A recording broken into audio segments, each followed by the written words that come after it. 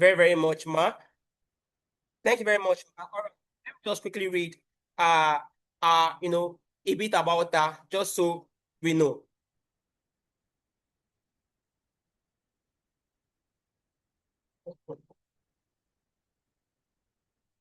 Okay.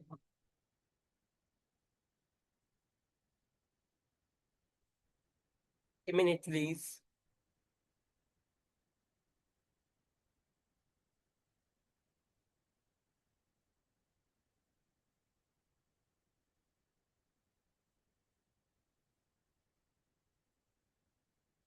Okay.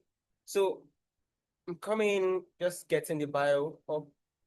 All right. So Mrs. Eugenia Oshin, she's a certified marriage counselor who helps individuals and families build safe, thriving homes. I mean, through case management and volunteer work, she has worked alongside people facing incarceration, homelessness, abuse, and mental and emotional distress.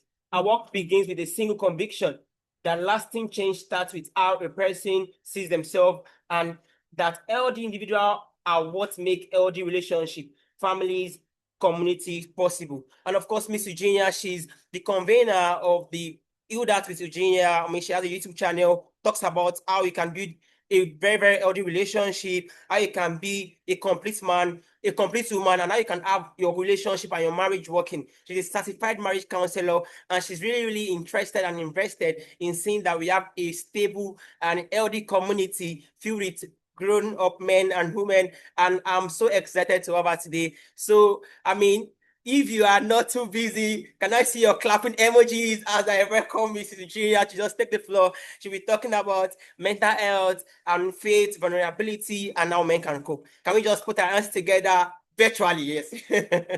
For Mrs. Oshi. All right, ma. Welcome, welcome. Hi. Hi, everyone. Thank you so much, Paul. I want to appreciate you. We've done a lot of work outside of this, and I want to appreciate you for all the work you do with the people at your place, at church, wherever you find yourself. You've been such a good example of what a Christ-like person should be. And I'm so glad and so grateful to be here today. Um, he's a psychologist, so he's one of the pros in here. But I would like to sincerely thank my husband because he coached me for this. I know I've worked with men across different borders, but I think one thing I explained to him was I have all this knowledge, but I don't want to come off as just giving information. I want something that men can actually take and actually work with.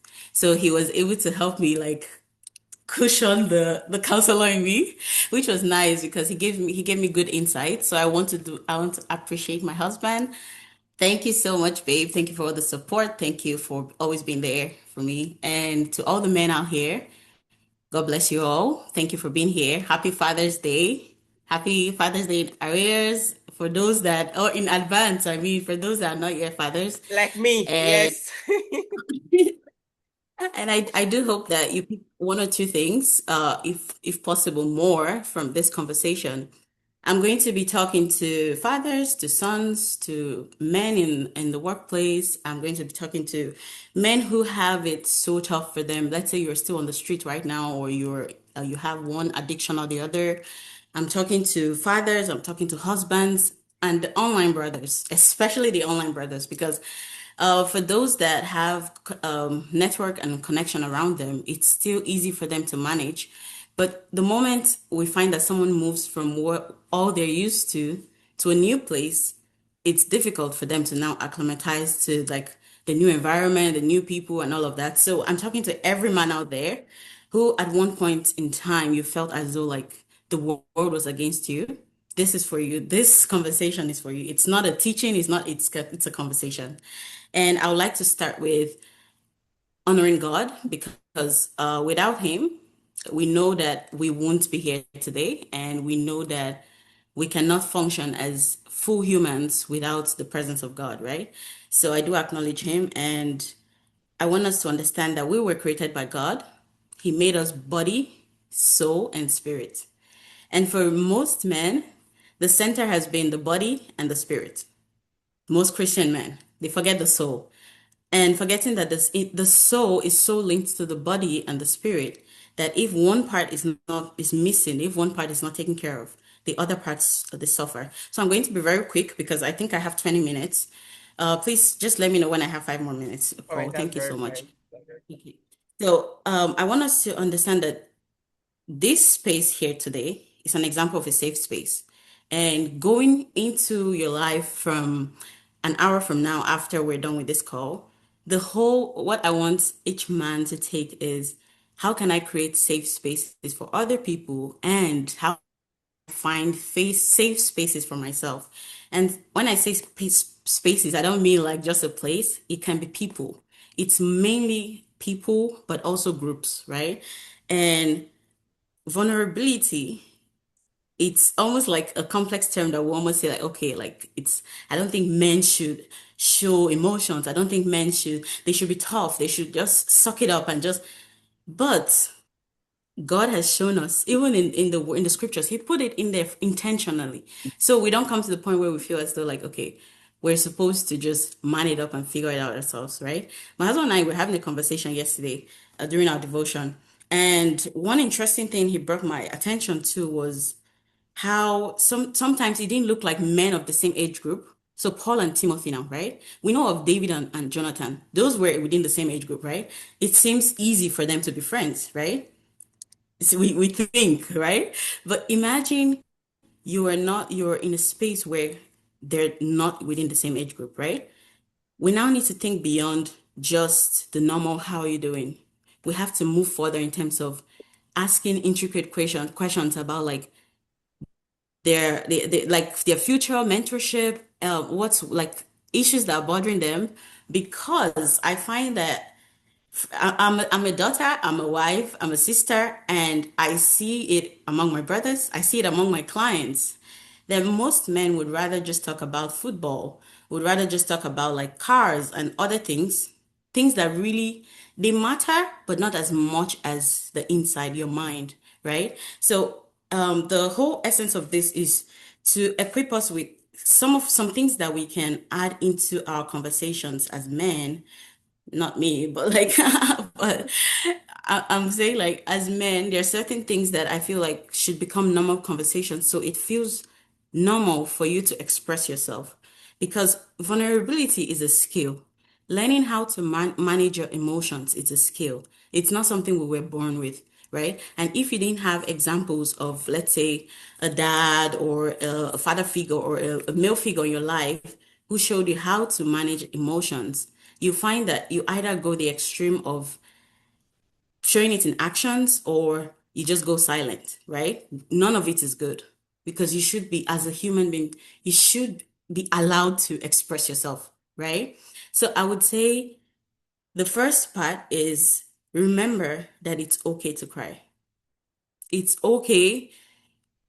It's okay to be angry. I teach anger management and I did several courses with men on anger management, and it's a 12-week program. At the start of the program, the men are so rigid. They don't want to talk. They don't want to express themselves. Wait, six classes later, and these same men are chatting, so free, so expressive. Why? Because now they are so used to this circle, and we're having conversations now that's growing everyone, right? So now they feel free and comfortable to express themselves. You hear one sharing, oh, this experience I had. I don't know how to feel about this and that. And one thing I say about anger is it's the action that's the problem, how you go about it, right? We always hear this thing of you can't use a hammer to kill a fly, right? So we can't always go the extreme of lashing out or like we call it crashing out or lashing out, whichever it is, we can't go to that extreme because we are trying to be models out in the world, right? And anything that's not coherent with being a good example is not okay, right? And I would really like to talk a little bit about managing emotions before I move to talking about safe spaces, because we can't talk about vulnerability without safe spaces. And I believe that most men here are here because, if not every, I would believe every man, every person here that I'm looking at on the Zoom, they're men. They look like male names. And I believe you're here because you believe that you have good in you, right? And you want to express that. You want a space where you can express it and be free and enjoy this life, right? Because I hear men say, "Oh, on Mother's Day," like Paul said, on Mother's Day, you hear, "Oh, Mother's Day," like you hear it everywhere, right? And one thing I always say, I was even telling my husband this morning, I'm like, men, you need to allow yourself to be celebrated. Allow yourself to be appreciated. Because the thing is, if you don't, then people just take it that, okay, maybe it doesn't matter to you, right? So express it. I do like it when you do this. Oh, I felt offended that you said that. Because the thing is, the more we practice it, the easier it is, right? Is that if someone crosses a line, because anger is the whole reason why we get angry about stuff is that a particular boundary has been breached, right? So it just means that we have to reaffirm that boundary or set one if there's none. And it could look like just letting them know, oh, that offended me. And this is how it made me feel, right? And one thing I know in the men's group we don't like talking about is feelings. But feelings are a part of us. David, like we know, I'm sure we all know, the Psalms is an expression of how he feels, what he's expressing, despair, joy, a mixture of all of it, because God put it in us for a reason. But it's to bring glory to him. So every time not Paul now, sorry. Every time David was in despair, guess what he did? He went to God. He expressed how he felt. So that's why having a strong belief in something. I, as a Christian, I would say have a strong belief in God because from him you will source the strength to go through tough times. Because I cannot assure you that when you go out there, it would be pleasant. Everything will be all rosy. But having that piggy, like you know that okay, you I have time with God. When you spend time with him, you can decompress. You can just soak in his presence, and then even just allowing the Holy Spirit to teach you how to navigate relationships with men and all of that. Because I find for we women, it's easy because we're like, babe, I like if it's my husband now and I want something, I'm like, babe, I really do want this. This is why I want it, right? And guess what? He will do it because I expressed it to him. It's the same thing. If someone doesn't know what you want or how you feel, they won't know how to move from there, right? And then I'll move straight now to safe spaces. I call safe spaces the gem of the gem. If you're someone who you grew up in like a healthy home and you heard your parents talking about feelings, you were allowed to express your feelings. You were not you're not beaten down to death the moment you cried or something, or you made let's say you stole or did something. You were not like just it wasn't just parents lashing out. You were disciplined properly in terms of you were taught the right way.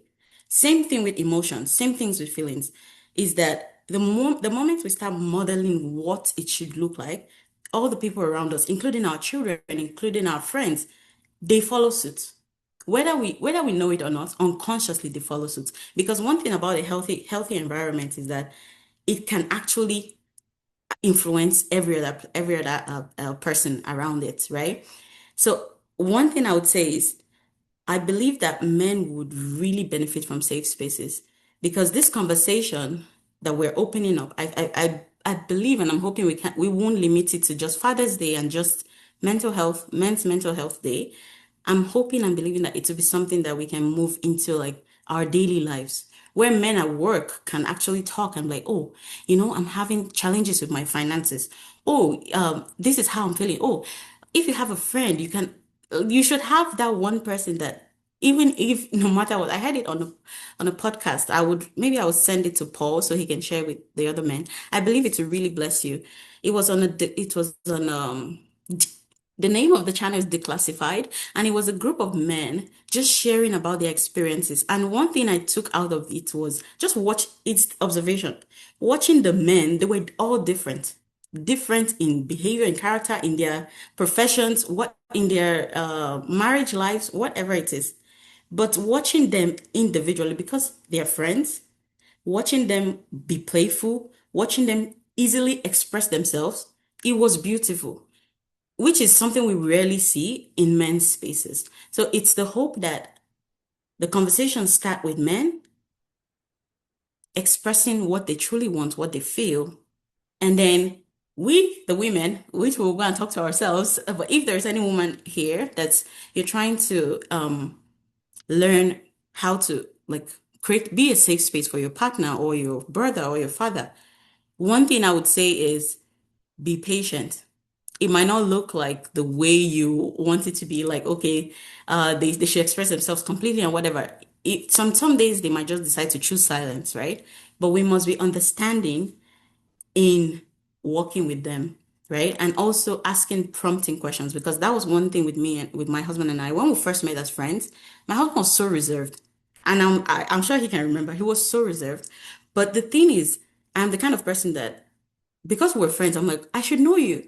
I should know when things are not going well with you, right? So I would always ask, oh, how were your classes?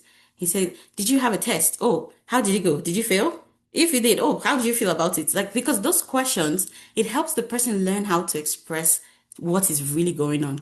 Because there's something we say in psychology and counseling. I hope my time is not okay. Is that when you name a feeling, right? It's easy to move from there, like know what you need as an action, like what to take, what the next action should be, right?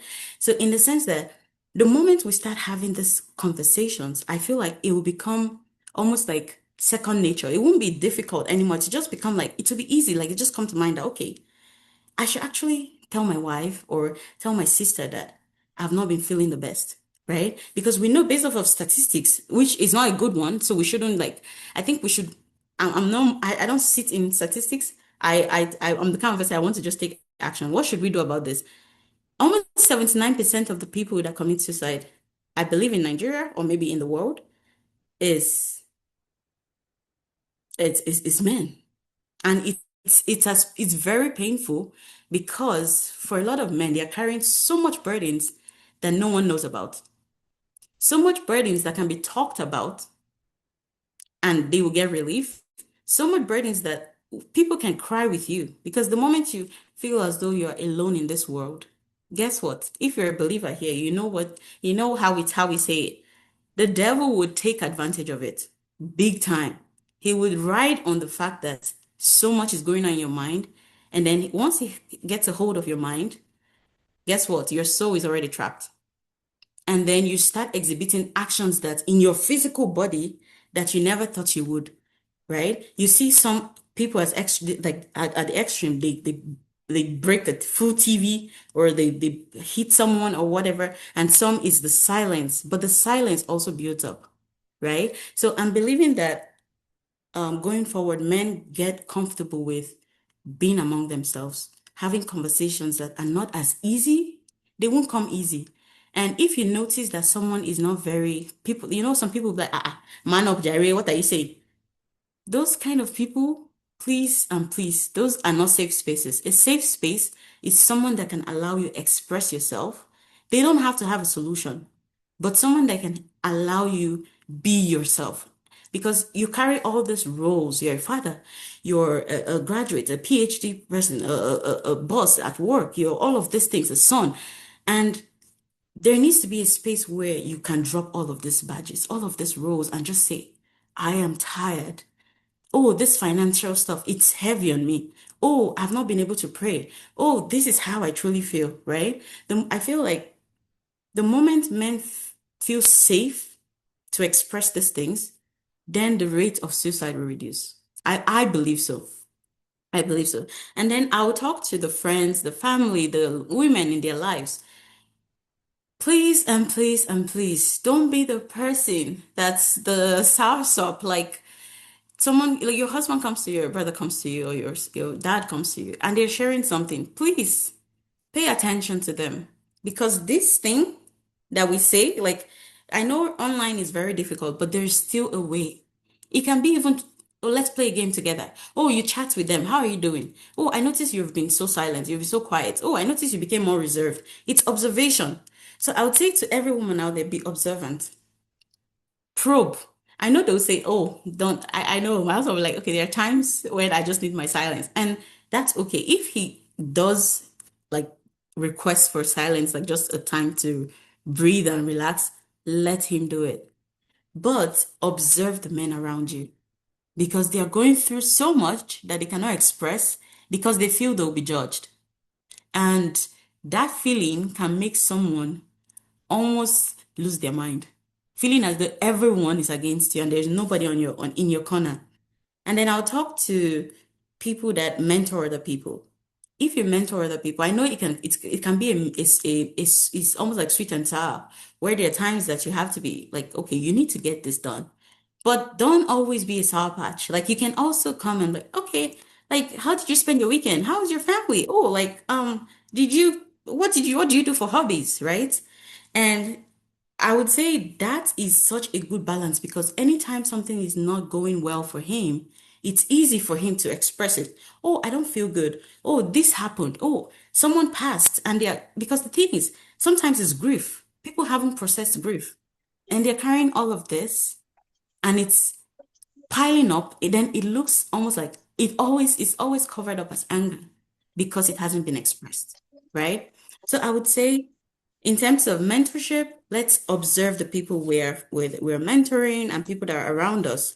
Then, in terms of the church, I'm talking about the church because I'm Christian, and I believe there is a big role the church can play in this, because I was on another show not too long ago, and I was expressing how we always have women's meeting. Women, we always do stuff for ourselves. We like come together, learn how to make soap, how to make bake, how to cook. We talk about our health. We talk about like different things, businesses and all of that. But in the church, most times, in the few churches I know that call for men to meet, men don't show up. So you see how difficult it can be is that it will be discouraging to the church because they will feel as though like, okay, maybe they don't need it. But for churches where they don't have it, have spaces like this where men can actually feel and be themselves, I would encourage that every church should have a space like that. Have a space where men can actually be around themselves and they can learn from each other. Because whether we like it or not, there are some things that only men can teach men, and it's the truth just by observation or like listening or asking questions, there are things that they can learn from, or you can learn from someone else, or they can learn from you, right? So that's for the church. Let's create spaces where men can enjoy, and even if it means talking about finances, how can we manage finances? How can we invest? What should we invest in? Because okay, it might not be like okay, us talking about sports the whole time. We can just maybe chip in, but we can talk about productive things too.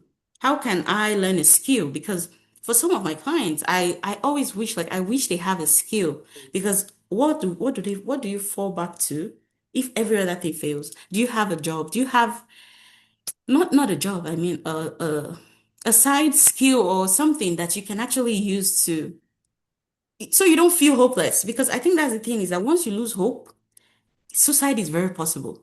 So create an avenue or space around yourself where you're so full of hope that nothing can make you want to take your life because you're so relevant in the agenda that God is doing here on earth. You're so relevant. God sent you here for a reason. And that reason is what you're supposed to be focusing on. Every other thing, it doesn't matter at the end of the day, right? So you are very needed, you're very loved in those spaces where you're appreciated. Hold on to those spaces and nurture them. Don't get rid of people so easily, right? Because there's some people that you have safe spaces, but you don't recognize it. You don't appreciate it, right? And that can actually discourage them. Do you get? Because you don't want I think of like the older generation where okay, now they're retiring and they're hoping that their children would have conversations with them like the conversations you never had when they were 10, Mm, when they were mm. 20. Now you want to have it at 30. Like joke's on you. Do you get? So I Yeah. feel like we need to ensure that we're setting ourselves up for success, not Mm, failure, right? When you see a space that's healthy, stay in it. Don't run away. Like it might look very exposing at first, where it feels like, oh my God, like it feels like I'm the only one that doesn't know all of this. Or it feels like, oh, I'm the only man that's awkward. Or it feels like I'm the only man that doesn't have as much money. But guess what? The more you stay in those spaces, the better you get. The more knowledge you have, so you have no other option than to do better. Do you get? So we're going to move from safe spaces now to an example of a safe space I would say would be Jesus and his disciples. That was a huge one because he was a mentor, but he also enjoyed brotherhood from them. Like they enjoyed brotherhood as a whole. You saw places where it say, "Oh, Jesus broke bread with them." That's him eating, like just eat. And during eating, when you eat, like you can talk about anything. You can just get free. They slept after, like when they go to pray, they sleep. They all sleep. It's not like everybody's saying, "Oh, goodbye, see you." Do you get? So times you can call, you can pray together, but also worry about your brother's mind. Do you get? Like, I think that's one thing we need to, don't just worry about his body. Oh, is he fit? Does he have this? Does he have muscle and all of this? Don't worry about all of those things. The body is not as, that's the thing is that the body doesn't suffer as much as the way the mind, when your soul, that's your head, your brain, and your body, and your heart, I mean, when your heart is in pain, there's a way it affects every area of your life that you won't even be able to explain. So I would say, let's uh, as as a people, we should just ensure that we're checking up on people. Let's check up on people. When you don't hear from someone that you always hear from, check on them. If because one thing the Holy Spirit does is he'll put names in your mind. We'll just say, "Oh, have you heard from Samuel?" He'll just say, "Oh, Samuel." Or you sometimes you just say, "Oh, David." And then you know that, "Oh, I haven't heard from David." Just send him a text, even if you can't call him. "Oh, how you doing, bro? Like, how's it been?" A father is about to have a baby. Don't be the kind of man that's like, just wait and say, "Okay, let me know when he needs help." For women rally around the woman like, "Oh, how can we help you? Can we cook? Can we bathe the baby?" The father is there all alone. Guess what? Other people that have been fathers, even if you've not been a father, if you know what it means to care for someone else, show care. It can be as easy as, "Oh, bruh, like I was able to do this. I was able to help you do this." Let's say if you help him, like here where we are in all of these places, we have to like do the lawn, like lawn, the more like a mow our lawn. We have to like ensure that like every those kind of like our yard is well kept. You can be a brother that can say, "Okay, let me help you do that. Like for the next 2 weeks, while you're sitting with your baby and the wife, let me help you come. I will mow your lawn for you." Because that's brotherhood. The more you spend time with people, it's easier. Because there was something my husband mentioned. I was asking him like, how can men create safe spaces for themselves? And he mentioned something which is so profound. He said if you've gone through life together, you've gone through certain seasons together, there is a kind of stability or rigidity, even if it's not as healthy, right? Even if the group might not be as healthy, but because you've watched each other go through different phases, it's still easy to build something there. It's still easy to build brotherhood there. It's still easy to build friendship there, right? So I would say let's rally around each other. Your brother is, let's say, sick. Why can't you cook for him? Like personally, I feel like I feel like that's even more Christ-like than we can think of. Jesus washed the feet of his disciples. Jesus, God's in human form. Mm. So who are we? Do you get? Like we are just mere men. Do you understand? So I feel like the moment we put down put all the guards, all the things that we're holding up, it's very easy as a man to feel like, okay, they won't respect me. But I believe I have seen men, right, in my life and around me that the moment they're able to express themselves, I even find that it's easier to even like approach them and like, oh, and talk to them and like even like work on myself and things that I feel like, okay, maybe I am the one like, do you get not doing things right? Because the thing is, if people don't know, they don't know what to change. So I'm going to check again. I'm not sure. Am I still in time? I Yeah. mean, time If is up already, but I mean, I'm enjoying and I believe that every other oh, person is okay. enjoying. So, I mean, the Okay, question is so very, so very insightful. So, okay, so I'm going to yeah. end here. The thing is, I will just give a quick summary. It's okay to feel whatever you're feeling. It's just signaling that you need something, your body needs something, right? So observe that feeling, observe whatever it is that emotion is, whatever it's pulling out. If you need help, seek the help.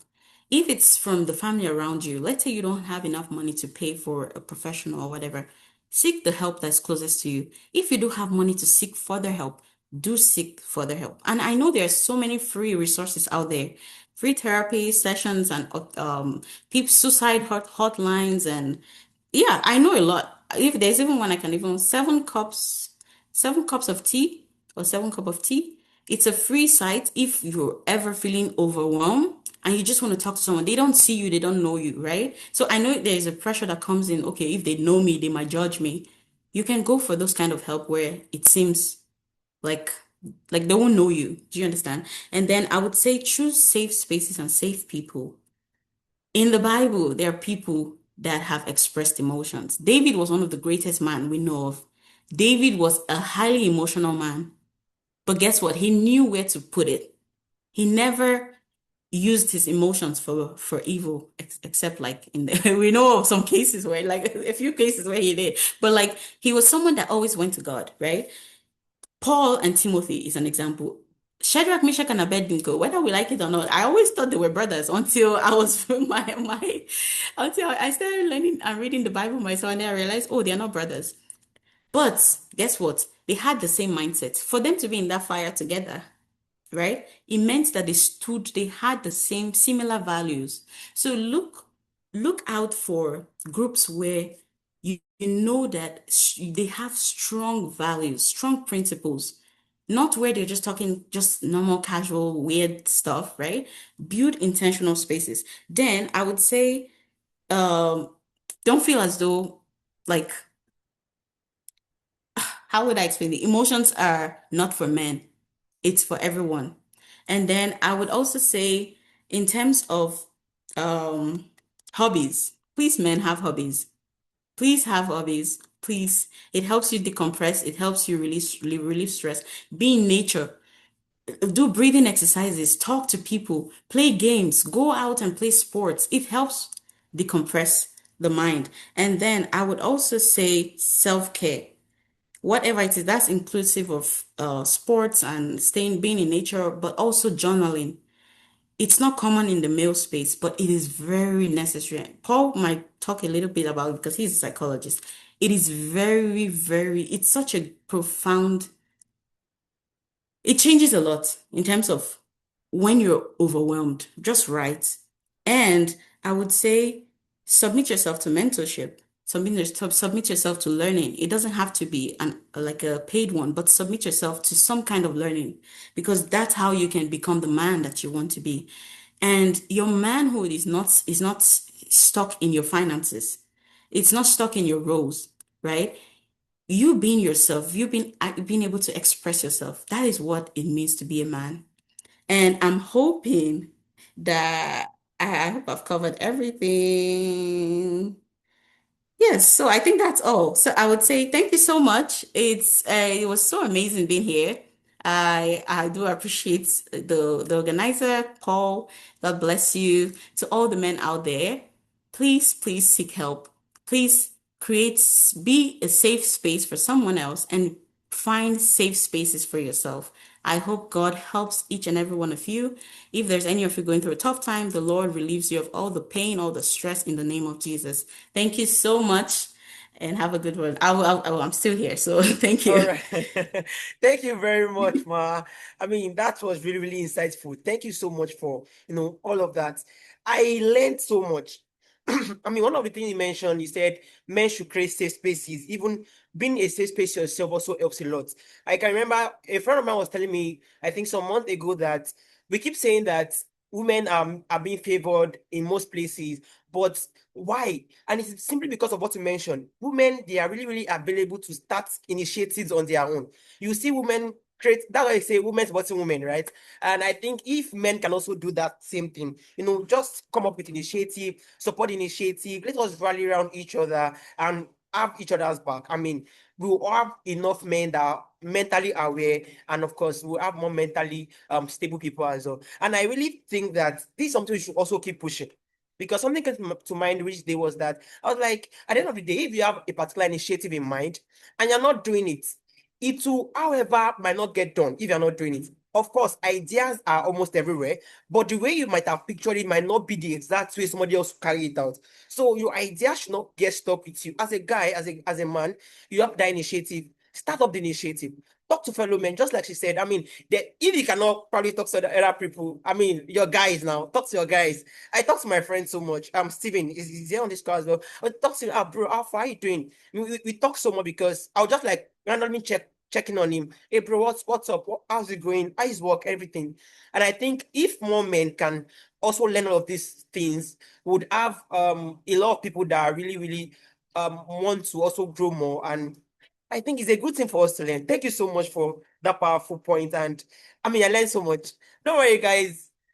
Okay, don't worry, don't worry. I'm going to create probably we are going to have nuggets from this meeting so that people that could not make it will share with them because they just miss a whole lot, right? But okay, I'm so gracious because I know Mrs. Junior, she's so nice and kind as well. She will not want them to miss out. So we're sure to upload this to YouTube and every other platform so other people can get access to it. Thank you so much once again, Ma. I'm very, very sure that we'll have questions at the end of this segment as well. So just please stay so you can help us answer questions.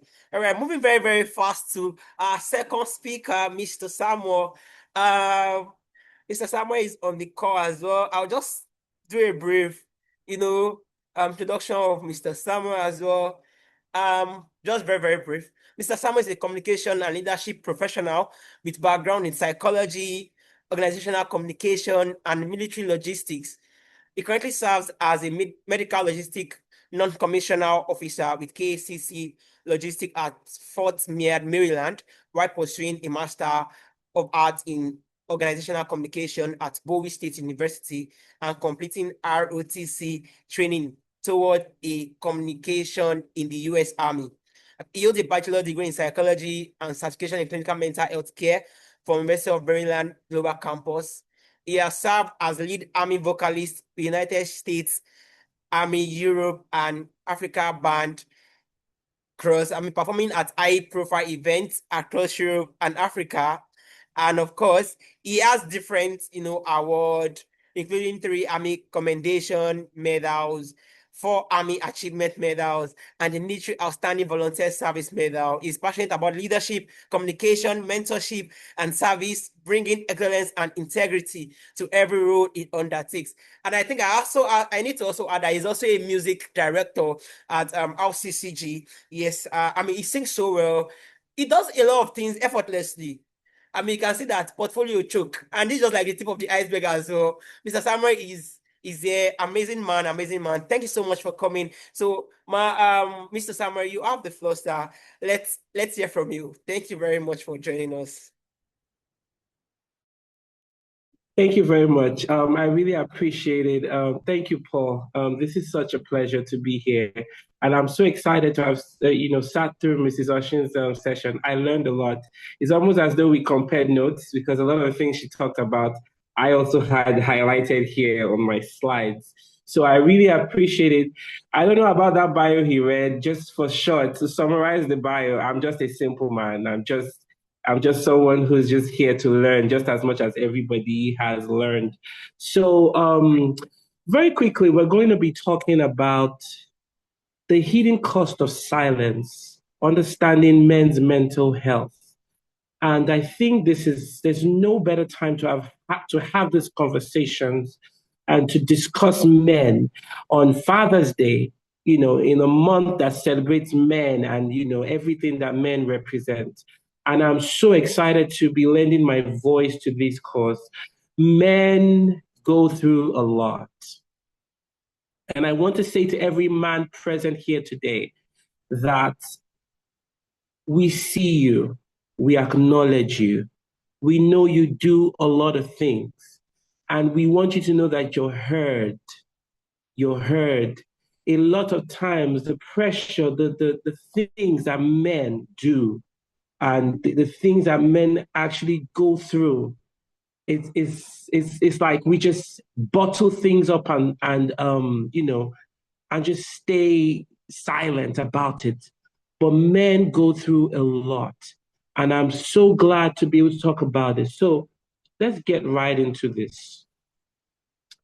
So we're talking about why are we having these conversations? Because men may experience depression, anxiety, trauma, stress, grief, addiction, loneliness, and suicidal thoughts. And these could come from various things, such as a lack of, a strain on their finances, emotional instability due to pressure from work, loans, bills, whatever it is, relationships. And when these things start to happen, I want you to know that silence is not an option. Silence does not remove pain. It hides it until it grows. So silence festers pain, and that pain metamorphoses into, something big. That pain can eventually become cancerous to the well-being of that man, and even to the people surrounding him. So that's the reason why we're having this conversation. It's too many men that have gone down. It's one too many. It's too many men that have actually gone down because they refused to understand that silence is not an option. Speaking up does not make you feel weak, does not mean that you're weak. We live in a society where men are going, or people in general, especially men, when men are going to therapy, you find other men laughing and making fun of them, including women. Oh, so because you are in therapy, that means that what? That means you're weak. Because you're speaking to someone, that means you're weak. Because you decide to stand up for yourself and stand up for your sanity, that means you're weak. But that's not the truth. It's actually a sign of strength. So what is men's mental health? Men's mental health is emotional strength. When you feel something, name it. I feel tired. It's okay to say that. I feel hurt. I feel angry. I feel happy. Always name the feeling. It's okay to tell your spouse, honey, I feel sad. I feel like not talking to anybody today. That's the first step. Mental health is mental clarity, ability to manage your stress and your pressure. You can't, there's a saying, you can't necessarily control what happens to you, but you definitely can control how you react to the thing that happens to you. I'm sure we've heard that a lot. Mental health is connection. Who are the people you're surrounding yourselves to? Some people, some of us men, we need to change, look inward and find who are the friends that we keep. We don't even have one person we can talk to in our friend group. Because guess what? You're scared that, oh, I don't want to open up to this person because I don't want the person to carry my gist to other people. But doesn't mean you still have to talk. Mental health is purpose, living with hope and direction, knowing fully well that the future is bright. As as a Christian that I am, I have hope every day because Christ is for me. So that means whatever I'm needing, whatever I'm, having that purpose that you live for every day. And so we're going to talk about the silent script. There's a script that men have been sold to from a very young age. And this, I don't know if I have any parents on the line, but it's one, as teenagers, as youths, as young adults, as adults, we need to cut away from that culture. And I pray that this generation is able to shift from that place where we train our children. So as a boy, as a father, you are beating your boy because he's crying. It's okay to cry. Crying is an emotion. It doesn't have anything to do with gender. That's the problem. It's a foundational issue. Oh, we're told that, oh, now man you be. Have we ever heard that slang? Why man go they cry? Why man go they? No, that's the problem. Yes, men are tough. Men need to act a certain way and be the one that's always at the front, protecting, providing, so they're just expected to just bottle everything up. The answer is no. We're told to hide it. We're told to push through. We're told to stay busy. We're told to not ask for help. How dare you as a man ask someone for help? That is the reason we have many men dying today in our society because of suicide. I'm telling every man on this line today, categorically and unequivocally, that you need to speak up. You need to speak up when you're going through stress. Ask for help. It's okay. I promise you, that person who helped you at some point will probably ask for help in their lives. So men are taught to explode or shut down. And the change that we seek, for us to see a remarkable difference and a significant improvement in men's mental health, we need to take care of these things. So what does silence, what's the cost for silence? When men, when you're silent about everything and you bottle your emotions up, it could lead to health complications. You could get sleep deprived. Appetite, you lose your appetite, have series of headaches. You feel tired and fatigued every time.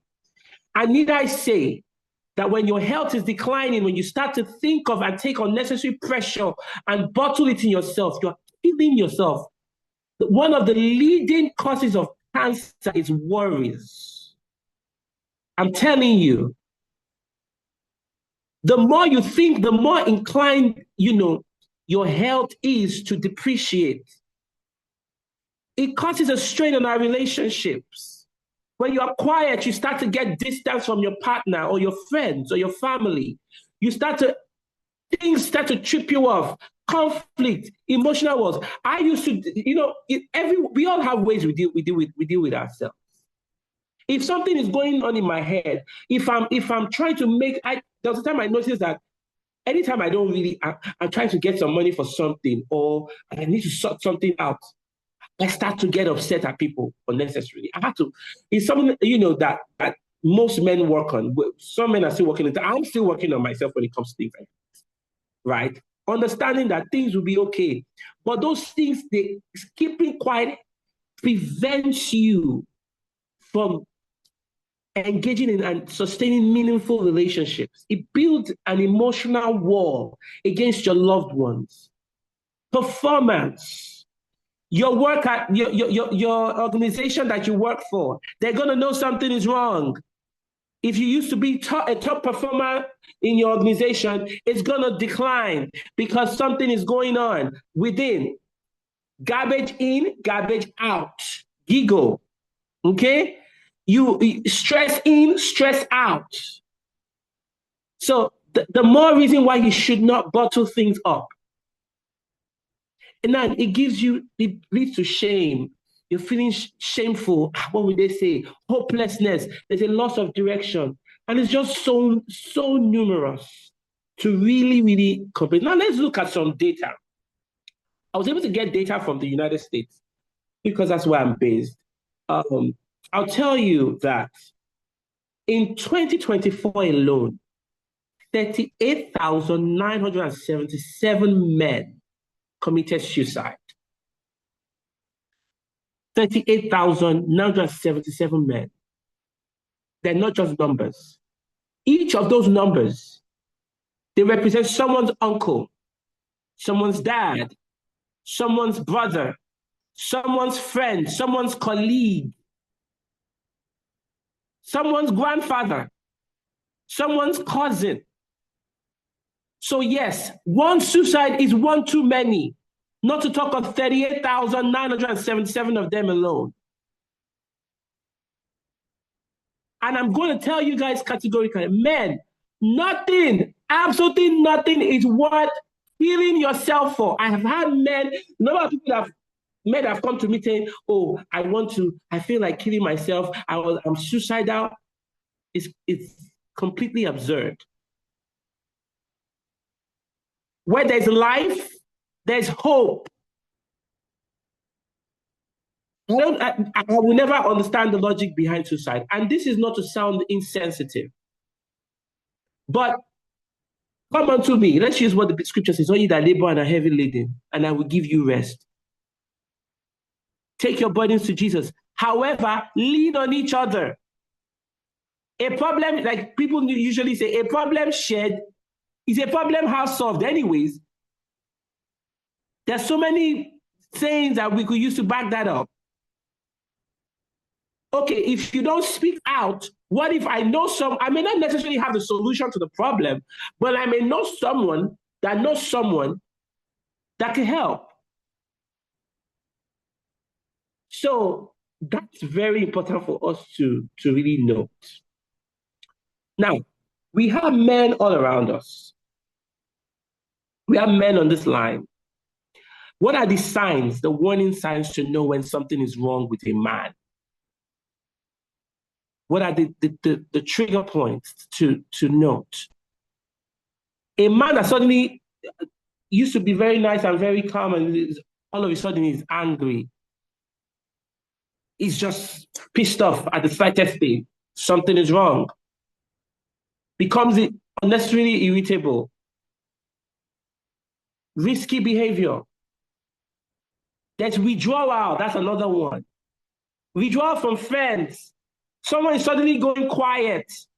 In the military, I've been, actually tomorrow gonna make it 6 years that I've been in the military, serving an active duty. And I could tell you for a fact that they don't joke with mental health. They don't joke with mental health. As an NCO, I have soldiers all under me, right? If a soldier who commits suicide, the supervisor who was in charge of that soldier gets in trouble. You know why? Because the army expected that you would have known. That's why they say get to know your soldiers. Understand them to be able to know what's wrong with them. When something changes, ask the relevant questions. Is everything okay at home? Is everything okay with your finances? Is everything good in your relationship? Because if I don't know and that soldier commits suicide, then I'm an irresponsible leader. And that's exactly how we should treat these things. Pay attention to the men. Mrs. Oshi mentioned that around you. A man that suddenly starts to sleep too much. This person used to be very, very active. You just see him start sleeping too much. That's a trigger sign. Somebody starts to unexpectedly drink alcohol or abuse and take drugs. Something is wrong. Don't wait until it's too late before you start to take the necessary steps. Anybody around you that's just suddenly talking about death, especially men, or having no reason to live for, I don't even know what is this life, Seth. What is this life, Seth? If they start to say 1, 2, 3, is enough reason. Because with our mouth, confession is made unto salvation. With our mouth. So today, more than ever before, we need to pay attention to the men in our lives. Now, there are some, why do men not seek help naturally? There's some barriers. Barriers that, in this case, but they can actually be broken, right? Stigma. People would think I'm weak. Okay, so people would think, since when did you start? Are you even supposed to care what people think or care that you are alive? How do language, I don't know how to explain it. Fear. What if they don't respect me anymore? So I'm hiding myself. Access, culture, trauma of the past. These are things that prevent men from, seeking help. So I'd like to correct some of the norms. I'm rounding up. I'll tell you this, real strength is not silence. Real strength is honesty with actions, right? So there are some old messages. Man, instead of saying man up, you say speak up. Instead of saying handle it alone, say build a circle. Instead of saying don't feel, say name the feeling. Instead of saying help is weakness, say help is wisdom. The Bible asks us to be wise as men. And I promise you, if you do these things, things will come out a whole lot better. So there's an acronym that I was able to create, and it says this: LIFE, L-I-F-E. L, listen without rushing to fix. Listen. Listen to your emotions. Listen to yourself. Self-regulation. Self-understanding. Okay, this situation, take a moment to breathe. This situation just happened. How do I feel? Why do I feel the way I feel?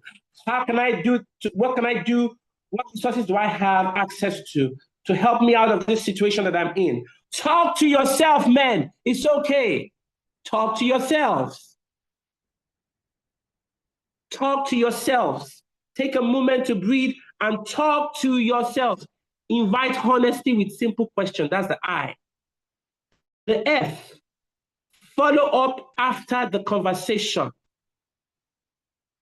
And the E, encourage professional or crisis support when needed. Go for therapy. You'll be shocked at how you can get therapy these days. It's rampant. There are even people who offer free therapy sessions. Get therapy. And so I'd say every man needs more willpower. What does a support plan to help your mental health look like? A trusted friend, mentor, pastor, professor, or family member? A primary care doctor or licensed counselor? A crisis line or emergency contact? Sleep, plenty of sleep, exercise, nutrition, prayer, meditation, and health routines. A check-in schedule before life becomes overwhelming. At every stage of your life, check in. Am I on the right track? Is everything on, how can I improve myself? It helps you out. And so I would tell you this as men. I conclude by saying, one of the things that gladdens men's heart is to be able to provide and be there for their loved ones. Nothing gives a man more joy than to be there for their loved ones and fulfillment. But how would you be there for your loved ones if you are dead? If you don't stay alive? If you are not in the right frame of mind, you cannot. That's the single point of failure when it comes to that. So, in order to take care of your family, take care of yourself. Be good for yourself. Take care of your mental health. And I promise you, you're going to do great. Like I said earlier at the beginning, every single man here, you all are wonderful. You all got it. You all are great. You all are heard. You all matter. Your life is very valuable to society. Thank you very much. Thank you very, very much, Mr. Samuel. I mean, permit me to call you back. I mean, very, very fast. I was listening, and I think I somehow did not really catch the full meaning of the acronym LIFE that you gave. I mean, I was able to pick the LI. So please, can you just please come again? That's my own first question before I start taking other questions. So let me use the host advantage to ask you to please come back on that here. Thank you very much, sir. Okay. So the L is listen without rushing to fix. Okay. The I is invite honesty with simple questions. The F is follow up after the conversation. The E, is encourage professional or crisis support when needed. Mm. Thank you very, very much. Thank you very, very much. I mean, this is really, really well loaded. Thank you so much for that. And just like you said, I mean, so much to learn, so much to learn, so much to learn. I'm so excited.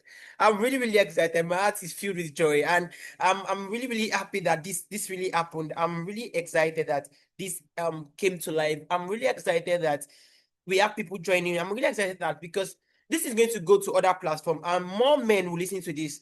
I'm really excited that there's really hope for men. I'm really excited. I'm really excited. It is something so soothing to see that yes, there's really hope for men. And I pray that this new resolution that is coming up would not die. And I pray that the wave will keep going. That more men will come to the limelight to understand that there is really hope. And just like you said, get yourself people you can talk to, get yourself people you can speak to, get yourself people you can speak with. So moving on to question and answer now, very, very fast. I have like just one question to ask because I think our time is fast spent here. I'll just really ask this question across board, Mr. Samuel and Mrs. Oshin.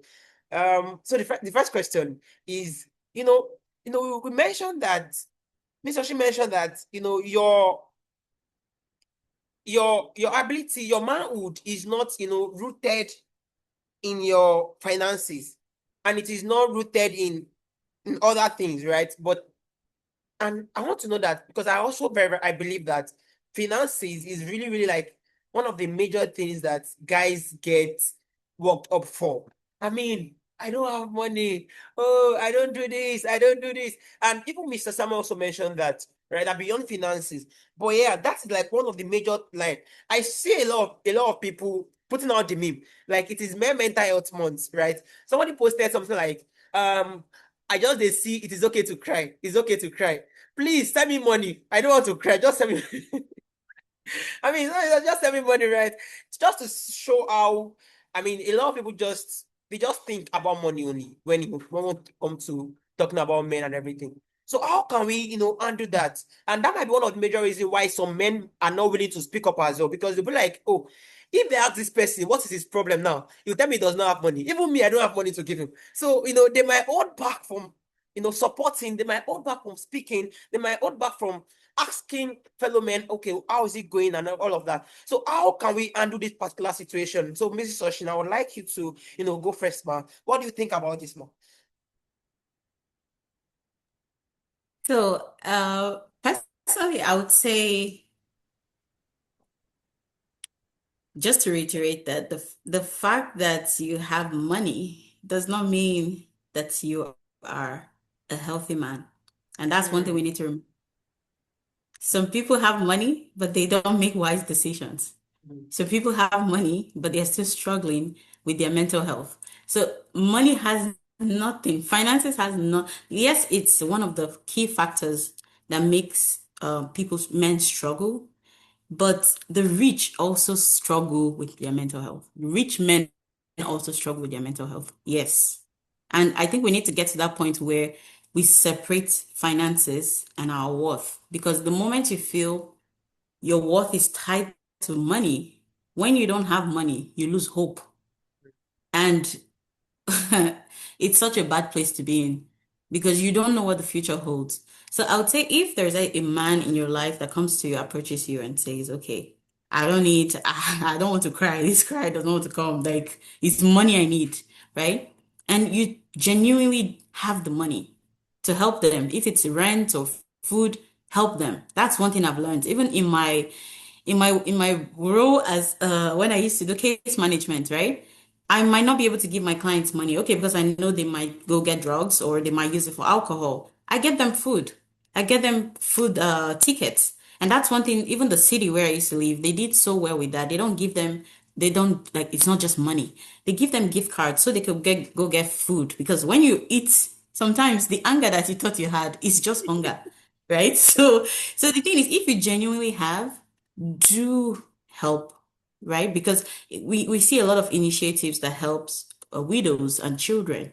We need to have some too that help men. Do you understand? Where men can learn how to manage finances, how can they make more money How can they learn skills that can provide them more money, right? So we can always think forward. It's not necessarily about like, oh, please do cry, but also you can allow, like, how would I put it? It can be both ways. We don't have to pick or choose. Do you get? So if you don't have the money, you can teach them something. Express to them you don't really have to, like, at the moment I don't have. If I did, I would have helped you. And when I do, I'll try to help you. But be wise with it, like as needed. Like just I would just say, like, let's not equate financial strength with mental strength. Those are two separate things, and they don't even align, to be sincere. So yeah, that's what I would. Thank you very much for that. Thank you so much for that. Mr. Samuel, let's have you, sir. Yeah, I just wanted to add to what Mrs. Oshin said. Physical wealth starts from your mind, actually. When people talk about money, they talk about like actual money. Yes, that's very good. And I promise you, money is good. We need money for basically almost everything. But like she said, money is not all that there is. The real money is here. And for here to support that actual physical money, this place needs to be up, functioning properly. I have a friend, even though I don't really, I argue with him a lot over his theory, but he said something to me one day. He loves to travel. I mean, I love traveling. I've traveled a lot, but he's doubled the figures of number of countries I've gone to. He's doubled it like already within a short space. So I called him once and said, I know what you earn. Where do you get all this money from? And he said something to me. He said, listen, I see money as a means to get. I love traveling, so I don't. I will not. I'm not limited by what money I get. I plan my life, and I see money as something that would come and go, and something that I shouldn't have to. I'm not a slave to. Those were his words. I'm not a slave to money. A lot of times, what's happening now is people have become slaves to money to the point where if there's no money, now they're all messed up mentally. But if you have the mindset of, oh, I don't have money today, I'm going to have money tomorrow. And you're thinking of, oh, what business idea can I get? Oh, I only have 20,000 in my account. Okay. If I take 15,000 and I go do something with it, how can I double or multiply that 20,000 that I have with me? Now you're shifted from just spending money and thinking that's your solution at that moment to a more long-term solution, right? Because you're thinking. So do not think money. That's why she asked a very important question. People that are wealthy, why are they still dying? Why are they still committing suicide? If it was really money, why? So that's just what I wanted to contribute to it, basically. Thank you. Thank you very much, sir. Thank you very much, Ma, for that. I mean, I think that really answers my question. And I think it really clears it for me. I like the fact that Miss Oshi, you mentioned that financial status does not equate mental stability. I mean, I think people should also see from that light. And just like you said, a lot of rich people, they also have this issue, mental health issue, and all of this. So if money is actually the whole thing, then they will not be having it. I think this is something people need to also know. And also, I picked something about you saying we should have initiative that also fund men.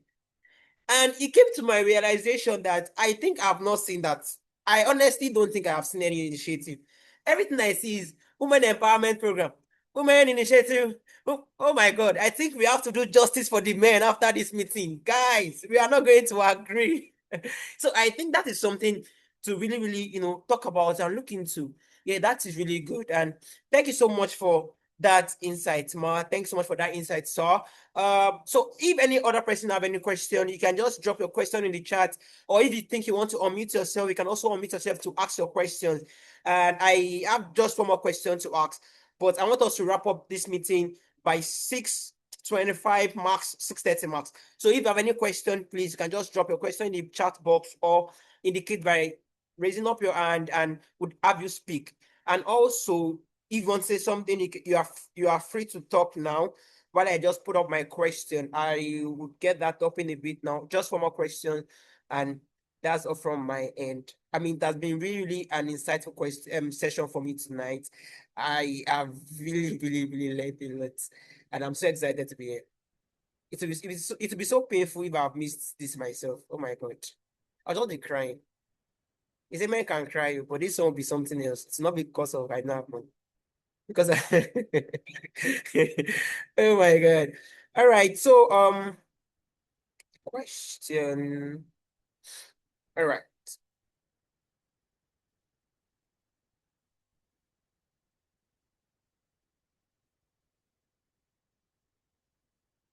Now, when we talk about people that are, like striving, people that are really thriving in businesses, in careers, in every other aspect. I think Mr. Sam mentioned something about performance, that there's no how your performance. Okay, thank you, Tunji. We have a question in the chat, right? And we'll attend to that shortly. Thank you very much for that question. So, I mean, when people that are really thriving, Mr. Sam mentioned something that it shows in their performance that these people, they might be high performer before, but later on, the performance just drop. And in fact, they might not even want to show it in their performance because they just want to show that they are strong. They might even at that particular point, they might be at that extreme that they take on more responsibility. They take on more role. Like, okay, I want these people to see me. I want people to know that I'm actually the man that they call me to be, probably in the house or probably at the work or probably at office. They just keep showing that strong, I don't want to say stubborn head now or strong head, but I mean, they just try to show up regardless. So when does this become very unhealthy? Once, okay, as a guy now, oh, I'm strong. Oh, yes. Even some people now, because, they oftentimes add that, oh, na man you be. They've now over time said that phrase themselves as well. I'm a guy. Nothing can happen. So when does this become so unhealthy that even the strong men, when does it become so unhealthy that they keep exhibiting this thing? At what point should the line be drawn? That we know you are strong, right? Now, we are not saying you are the one that is strong. That you are not even saying that you are strong. We know you are strong, but calm down first. Go and rest. So when should the line be drawn in that scenario? I think that's the question I have before we talk about the question that we have in the chat box. So, Mr. Samuel. Okay, I like that question. Thank you. So I'll just tell you this. It goes back to being honest with yourself. Mm. Situations of stress could make you do two things. It could go both ways. It could drive you to do more. There are some people, when they're going through pain, they go do what they usually regularly do, and then they just outperform everybody to try to prove a point. Some people respond to pain like that. In singing, usually when I'm going through something, I've actually sung before in the band, and when I was in the band in Europe and Africa, we had a performance somewhere was it Italy? I can't remember. And I went up to sing a song in front of a crowd. And we had, of course, we had rehearsed, we were on tour, and we rehearsed that song, we've done it on all the 3 other locations. And it was my turn to deliver my song. And I was so upset about something. I had just heard terrible news. And I got on that stage. I didn't say nothing to anybody. I got on that stage and I sung like the amount of emotions I poured into that song, into that performance. When I finished, 2 of my colleagues came to me and said, what just happened to you? What happened? And I said, oh, and fine. They said, we have never, ever seen you perform like that. Something is going on. So I had to open up to them. So it's not always negative. For some people, they deal with pain a different way. And it is also based on the context. So when should you draw a line? When the motive is not right. So motive, ask yourself this question: why am I doing this? Am I doing this to try to prove a point? Do I have to do this? If your answer is no, from your answer, you can be able to tell.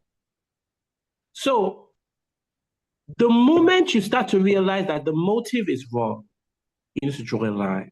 The moment you start to realize that, okay, what I'm doing right now, I'm not supposed to be doing it.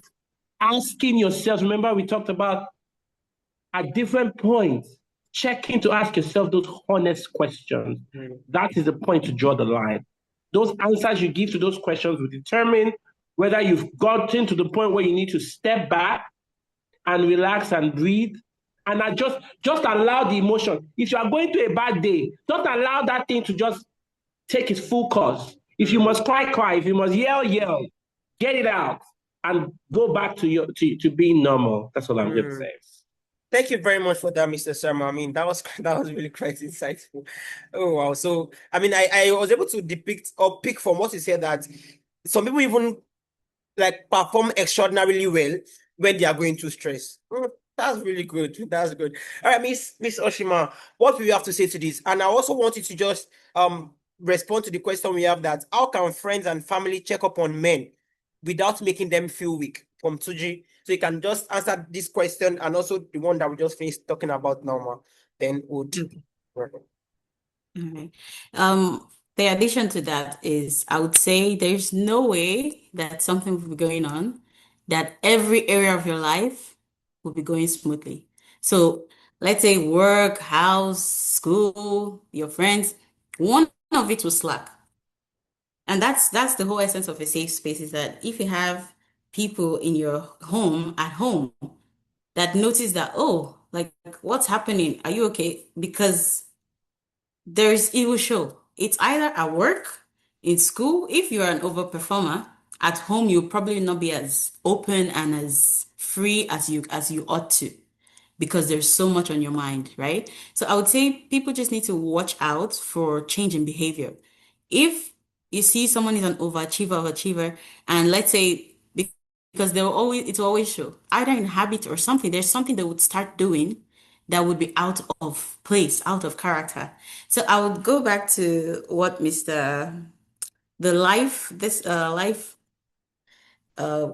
thing he gave us. And for that L, I'll just say, listen to not just what they're saying, but also listen to their body language, listen to, yes, like he also mentioned that, like, look through, like, all, like, you know them. So look through and think, like, something is off here, and ask.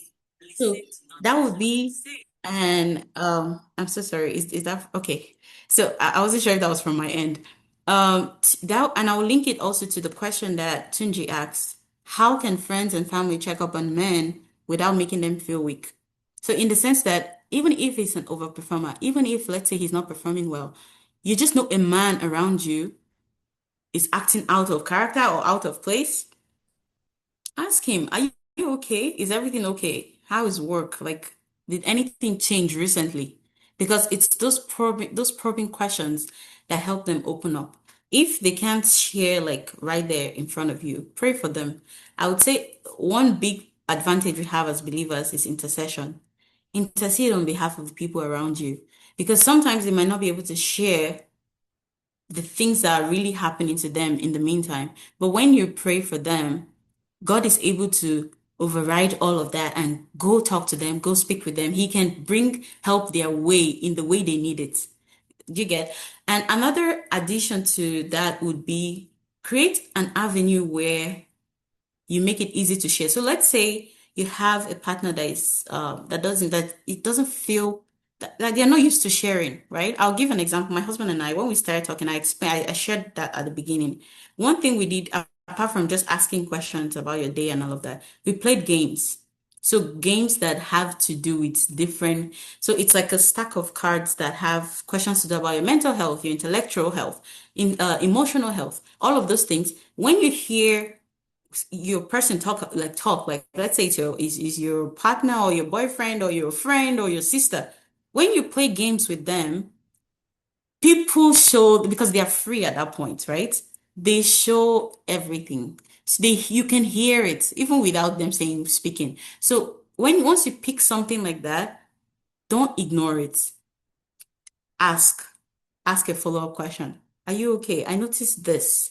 So observation, observation, observation. That's the best thing you can do for your family. That's the best thing you can do for your friends and the men around you. When they open up to you, in order not to make them feel as though they are like, oh, why are you feeling that way? Like, don't ask, because there's a way you ask and it will make them question themselves, like, oh, why am I actually feeling this way? Don't like, don't ask accusatory questions. Ask questions that as though you're trying to inquire, like, what is happening? Do you understand? As opposed to you have a problem, like, do you get? And then also, I would just finally, lastly, I would just say the men in your life, become more intentional about them. Because if for you, one major thing about empathy is if the way you treat someone, if the way you don't want to be, like the way you don't want to be treated, don't treat other people. So put him in your shoes. If you go to him, how would you want him to respond? Do you understand? If a fellow man comes to you, how would you want them to respond? So respond that way to other people. Empathy is a big one. We need to have more self-compassion for people around us and yeah, and ourselves too. So that's what I would say. Thank you. Thank you so much for that, Ma. Mr. Samuel, so what do you want to say to that question? How can friends and family check up on men without making them feel weak?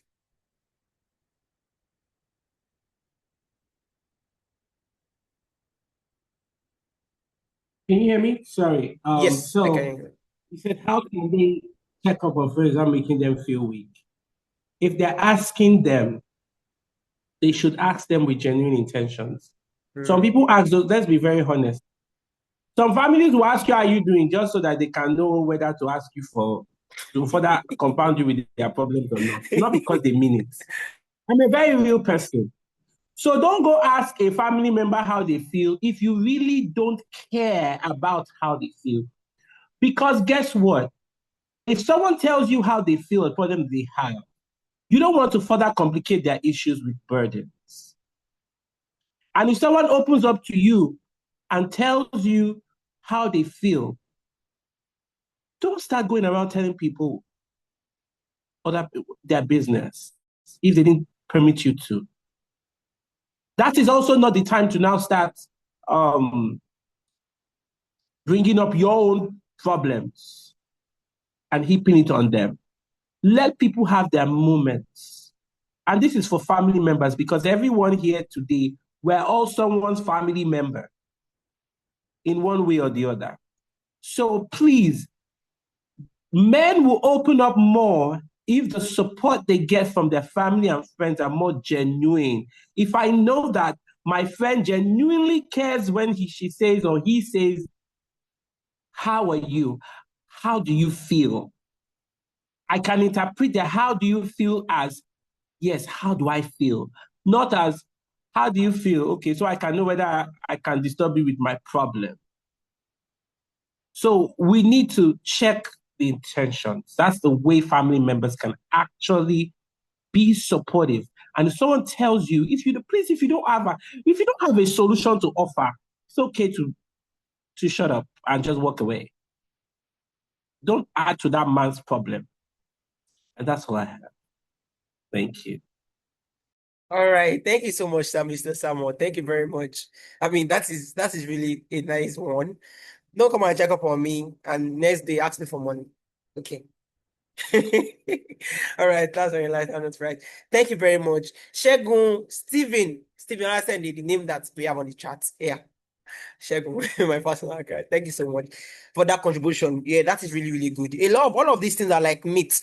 Men should not cry, men should not do all of this. They are myths that we need to talk about. And that is why I remember making one post and a very, very close friend mentioned something that men need to talk more about this thing, that a lot of people should know more about it. So, I mean, if I'm leaving off with anything from this webinar, is that we as men, as guys, we should not stop talking about these things, okay? We should also make sure that we spread this word to other people. Yes, Tomishe, please, you can go ahead. Please ask a question if you have a question. We're wrapping up. Do you want to speak or you want to type it?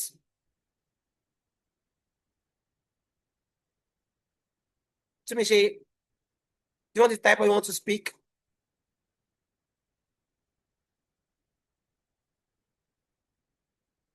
Okay, it's typing, no problem. We are waiting for your question, Tumishi. So as I was saying, we have to also be like the one who spread this news. I mean, as much as possible, let us spread it there. Like you see that even when we are spreading the fact that it is okay for men to cry, men are turning into meme that now so cry when they cry, give me money. You can imagine. So, and I think that's why I really wanted like a very, very straight answer to this question, so that we are on this call, we can know how to attack this question moving forward. See, it is not just about money. You can have the money and not be mentally stable. That's another thing. I mean, and this thing is, they're actually backed with facts. If you go to neuropsychiatric hospital, we have children of the rich people there suffering from different mental instability.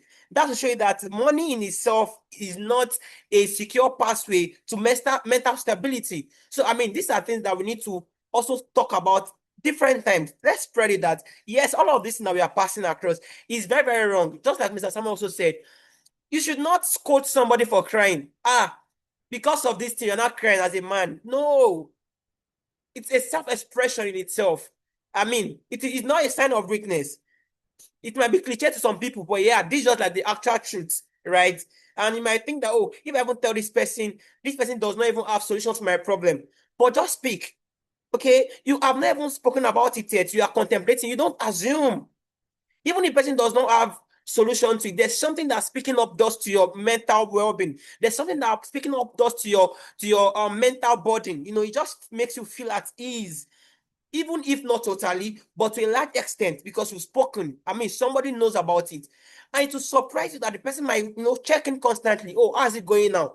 That alone is something you can hold on to. That, oh, I spoke to this person and he's so concerned about it. And that's one thing we have to also take away from here. That even if you're asking somebody, ask with genuine intention. You don't just ask because, oh, let me just ask, so that it's not say, I'm his friend, and he's not even checking up. If there's something I'm really, really grateful for, I'm grateful for the gift of people that are really around me. Not because I have psychology friends, right? I have people that are not even psychology people, but they understand how to check in. They understand how to just follow up. I'll just talk to my friend. I rant a lot. I can send like 10 minutes VM.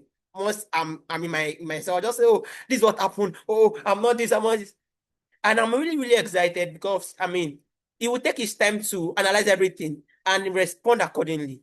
Okay, so what do you want to do about this? What do you think we can do about this? I mean, just like Mrs. Oshin said, don't ask accusational question. Why do you feel that way? The person will feel weak. The person, I mean, there are ways to approach, there are ways to communicate better. Oh, I understand. But I think, I mean, it's just that you are saying you are genuinely concerned, not that, now swag, but you be shy. You're not supposed to do that way. I know how we can be, right? I understand that. But then we should also be, put these people in our shoes. If this thing is happening to me, how will I respond to this particular thing I'm doing? So I think that is something really, really like very, very important for us to take away from here. And I'm really, really grateful for that we are able to have this conversation. So we are still waiting for a question. I mean, Mrs. Oshin, she's so excited to answer all questions. Mr. Samuel is so hyped to answer all questions. And yes, okay. Okay, we have another question from another person. This is getting interesting. Okay. So how can a young man growing up deal with black tax coming from, example, being the first child of the family? As a man, this comes with a lot of pressure and a lot of responsibility. What can the family and the man in question deal with this? I mean, when you talk about black tax, I think I can explain better. When we have, as a first child, you have like this assumption or responsibility that is put on you. Oh, you have to just settle almost all the bills. Oh, this person will come and ask you for money. I mean, maybe family members, just simply all of these things. As a growing man, how can you deal with this? I think this is what the person is asking. So, Mrs. Oshima, how can we deal with this? How can we deal with pressure? So the first thing I would say I learned this from an interview with Michelle Obama, and she said, if you're not standing yet, is how do you help someone else stand? So if you're not financially free yet, right? You do not have it in you to pull someone else out of that same box or so it would just be yeah, and I think this is a conversation we need to have more of in terms of black tax as to children shouldn't have to become parents so early. You didn't like it's not it's if you have, it's good. But if you're just starting your life, please and please, please and please, if it's already something that you know it's already like at the think of your life first. There's this common saying that El Shaddai will die. Because the thing is, if you take your life, they will still survive. That's one thing you need to remember. So you stand first and then you can pull others up. Okay. I'm not saying you should become selfish, but I'm saying if it's outside of it's outside of your like I won't say jurisdiction, but like it's too much. Your capacity cannot hold it because this is a real thing, especially amongst like our like where we're coming from, right? It's a common thing where children have to become adults so early. So I would say as much as possible, don't take on responsibilities that you did not sign up for. Number one, explain to your family, let them understand that you were trying to pick up your steps too. And when you're standing, you can also help other siblings to stand. So that's what I would say. Thank you very much, Ma, for that. Thank you so much. Mr. Samuel. Yes, I'd like to add to that. So there's a movie I saw recently. It was trending on YouTube. I think everybody here should go and watch that movie. It's about a lady though, but it taught valuable lessons. It's called Monica. Maybe most of us would have seen it, but it's on YouTube. And this question that the person asked was actually addressed. That was the whole thing about that movie. In that movie, I'll tell you this: family will always place demands. Responsibilities will always be on the firstborn. Now you go give yourself sense, if that makes sense. You are not Jesus Christ to save the whole world. You did not die for the sins of the world. Draw boundaries. It's called boundaries. If you are the firstborn and you know this is what you can do selflessly, do it. And say, okay, oh, I earn 100K every month, oh, have a budget. Have a budget. After my 100K, 15K is for family. Whenever the 15K is finished, it's finished. Till next month. You cannot save everybody, and it's okay because guess what? Whether you give and the more you do it, the more they bring the problem, and the more you soak and drown and you give yourself unnecessary pressure. Do what you can do, and leave the rest to God. He will sort out everybody's problems. That's what I'm going to tell you. Draw boundaries. Oh God, thank you so much, Mr. Samuel. I mean, draw boundaries. He said you are not Jesus Christ. Oh, that was hilarious. Thank you so much, Mr. Samuel. All right, we have a question from Tumishi as well. As a man, noticing that you become very defensive in normal situation that you wouldn't have, which you notice resulted from life stress. How do one fix this as a growing man? Noticing that you become very defensive in normal situation I'm trying to picture how best to explain this. I'm not sure I'm getting the exact narrative. I don't know if you are getting my Mrs. Oshin. Okay. All right. Yes. So I would say take care of yourself. Just take out time to care for yourself, because something that I like that you did is that at least you observed your body, you observed yourself, you observed that, okay, this, I'm actually getting defensive here. Do you get? So times like this, take out time to rest well. And also, if you have someone that you can talk to about it, if you know what it is, talk to someone, okay? But you do need to care for yourself. Go do some sports, be in nature, take a walk, hike, run, something. It helps with stress, to just to ease off stress, because we actually cannot talk about mental health without talking about stress management. When you notice something like that, take out time for yourself. Be more patient with yourself, because and you can also talk to the people in those kind of situations. Like, let's say you went out of the line, let them know, "Oh, I'm so sorry. I've been going through so much. That's why I fled up. I'm so sorry that happened. That would not happen again." So then you just have to ensure that you watch like how you interact with other people. Do you get, like, so you don't like pour like something, like, do you get what I'm trying to say? So you don't pour that whole emotion on the wrong person, and people cannot really understand you. So care for yourself. Take out time to care for yourself. That's what I would say. Thank you very much for that, Ma. I mean, and she said, talk to the people involved as well. I think that's also does a lot of stuff. Yeah, Mr. Samuel.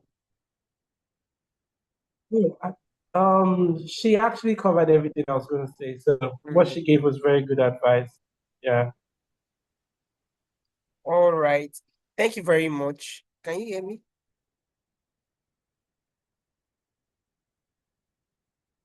Can we still hear me? All right.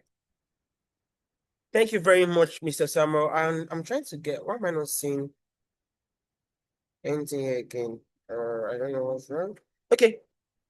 So I would just say, like, I mean, this has been very, very insightful. Thank you so much, everyone, for joining.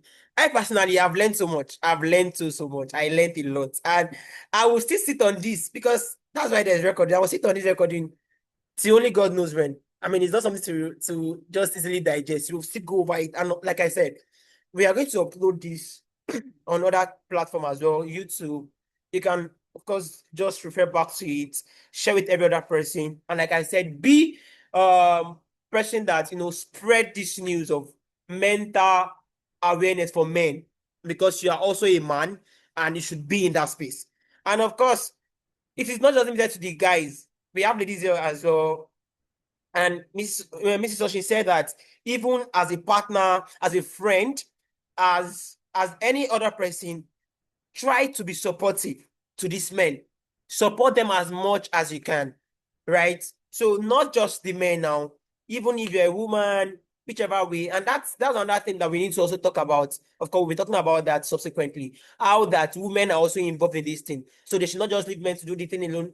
That is why they have to be there to support these people. And so thank you very much, everyone. I really appreciate. So in just 1 minute each, I would ask for final word from our facilitators. Mr. Samuel, I want you to go first. What is the final word for the people that are joining this meeting, for the men out there, for the father out there, for the prospective father like me? I don't know. I'm just excited because I'm a prospective father. Well, yes, yeah. What is your word for? What do you have for us, sir? I would say, I would say to everyone out there, life is always life. Okay? You cannot walk this journey alone. Make, build meaningful relationships. Build relationships with people. Maintain those relationships because they come in handy. Okay? When life is life in, you are not alone. I want to remind you that you will go through even after these conversations. It's not just a smooth transition. You're not just going to become super mentally sound overnight. It takes you reminding yourself of what has been discussed and what you would even listen to in the future regarding this issue. But most importantly, one of the things, I'll leave you with this, what makes a swimmer survive in water is because when they get into that water, they don't panic.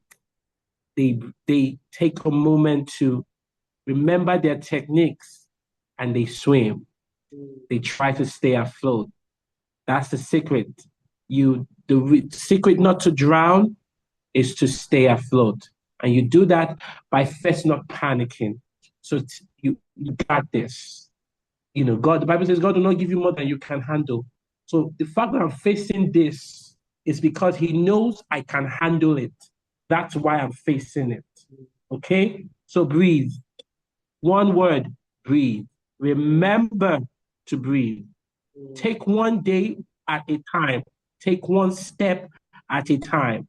Life is always in stages. You survived yesterday, you will survive today, and most definitely survive tomorrow. Thank you. Thank you so much, sir. Thank you so much, sir. Mrs. Oshima, what do you have for us? So, end with what I always tell people, a healthy person, he creates healthy relationships. If you want to have a healthy, strong, thriving marriage, relationship with friends, friendship, whatever, you have to be healthy. So you do have to take care of yourself. And when you form a healthy relationship, you can see healthy, like when you have healthy relationships, you have healthy children that go into the world and they become the healthy people we want to see in this world. So it starts with you. It starts with me, right? Let's go and make the world a safe and healthy place for everyone to be. Thank you so much for having me, guys. Thank you so much, Ma. Thank you so much, sir. And guys, I mean, we've learned, we've conversed about mental health. I would want us to, continue this conversation, always be the pioneer of men conversation in your circle. Talk about it. Yes. I mean, people might be uncomfortable when you start, but frequent exposure to certain things will make it normal. Yes, so I think we have to normalize talking about mental health. And the more we speak about it, the more we normalize this particular thing, right, in our community, in our society. And you can also start that particular momentum that is growing now. So I want us to, beyond there now, talk about this thing. And of course, we can as well reach out to our facilitators. You can check them on IG. You can check our Instagram. You'd Art with Eugenia. She's doing an amazing job. I mean, I've worked with her closely. She's really, really good. So you just check our page. You see different things that can help you as a growing man. I mean, a lot of things that would actually help. Mr. Samuel as well, you can reach out to him on IG and his platform as well. So you can just be sure to have a good experience with them afterwards. So beyond now, you can reach out to them and anyone else. Don't forget that what we want, we can build it ourselves, right? What we want is a world that is mentally stable, mentally aware, and men are not told to be strong because they just need to be strong. But a world where Yes, ma'am. a world where men can be vulnerable enough to do different things and do certain things, right? So thank you so much, everybody, for joining once again. I say a big thank you to everyone. I say a big thank you to our facilitators. God bless you. We see again some other time. Have a good night and have a good rest of your day. And of course, I have to make some few mentions that permits me to. I'm seeing Dr. Edwin. Dr. Edwin, thank you so much for releasing your beautiful wife for us. I mean, she has praised you. Oh, my husband, and that's one beautiful about Mrs. Oshie. She always talk about her husband. Oh my God. Thank you so much, sir, and happy Father's Day to you and to all men here. Mr. Blessing Aluko, that's my big bro. Thank you so much. I mean, for making this possible as well. Thank you so much, sir. I really, really do appreciate you. Thank you so much for joining. Emmanuel Steven, my technical guy, checking back end for me and front end. Thank you so much as well. Thank you to everyone that is currently present here. I do not take this for granted. Ayomide Lawal, Tunji, Shegun, Tumise, Mr. Samuel Damilola, the Mel Concept, Imole, Sister Folake, Sister Folashade. Thank you so much, everyone. I really, really appreciate and love everyone deeply. Thank you so much. And I want us to keep sharing this news. Even after now, once we make posts, ensure to engage and repost and do everything. Thank you so much. God bless you. Bye.